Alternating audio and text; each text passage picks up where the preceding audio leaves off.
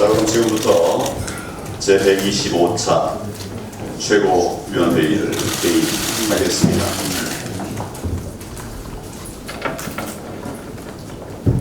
전환해야 할 것은 이 정권의 대북 정책입니다. 스톡홀름 미북 실무협상이 결국 결렬로 끝이 났습니다. 청와대는 지난달 한미 정상회담 이후에 북한과의 관계를 전환하기로 했다면서 이번 실무협상 분위기를 한껏 띄워왔습니다. NSC 상임위까지 열어서 실무협상의 성공적 진행을 기대한다고 밝히기도 했습니다. 하지만 청와대의 장밋빛 기대와 전망이 결국 헛된 공상에 지나지 않았음이 명백히 드러났습니다. 우리 당은 그동안 문재인 대통령의 대북 정책에 대해서 수많은 위험성을 지적하고 정책 전환을 요구해온 바가 있습니다. 어설픈 중재자론으로서는 우리의 설 자리만 빼앗길 뿐이고 북핵 폐기와 한반도 평화라고 하는 우리의 목표에 실질적으로 전혀 도움이 되지 않는다는 점을 명백하게 지적해 왔었습니다. 굴종적 유화 정책만으로 북한을 변화시킬 수 없고 오히려 핵 보유를 공고화시킬 뿐인 것이 입증되고 있지 않습니까? 북핵 폐기와 한반도 평화를 이루는 가장 올바른 길, 그것은 확고한 북핵 폐기 로드맵과 한미 동맹을 기반으로 단단한 국제 공조 체제를 유지하는 것입니다. 북한의 핵무기 고도화, 미사일과 방사포 발사, 인권 탄압 등 잘못된 행동에 대해서 북한이 대가를 치르도록 해야만 합니다. 강력한 압박과 제재를 통해서 북한이 스스로 핵을 포기하고 정상국가의 길로 돌아올 수 있도록 만드는 것이 우리 당이 제시한 진정한 한반도 평화의 방안입니다. 하지만 문재인 정권은 여전히 잘못된 신기로만 쫓고 있고 이번 미북 실무협상 결렬도 그 허상이 여실히 드러난 것입니다. 이미 국내외 많은 전문가들은 북한의 속내를 파악하고 이번 협상이 실질적 성과를 거두기 어렵다고 예측한 바 있습니다.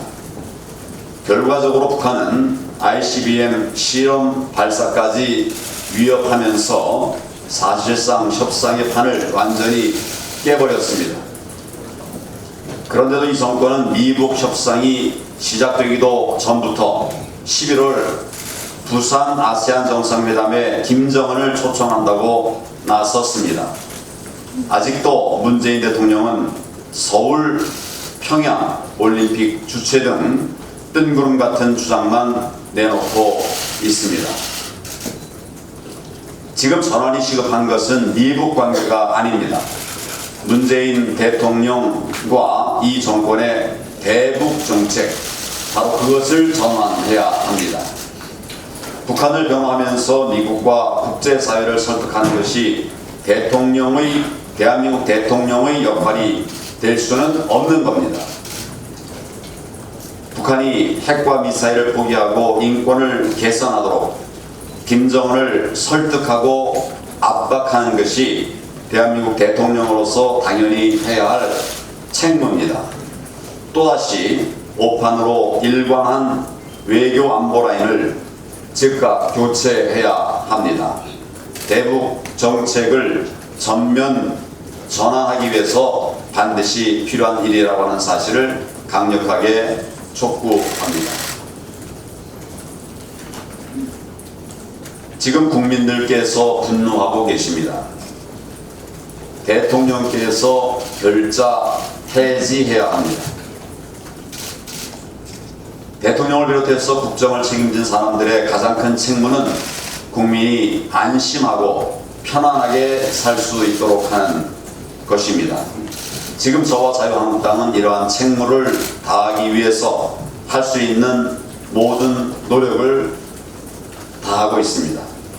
무너진 경제와 민생을 다시 일으키기 위해서 국민이 잘 살게 하는 경제 대전환 정책, 민부론을 내놓고 민생 현장을 살피기 위해서 앞장서서 뛰고 있습니다.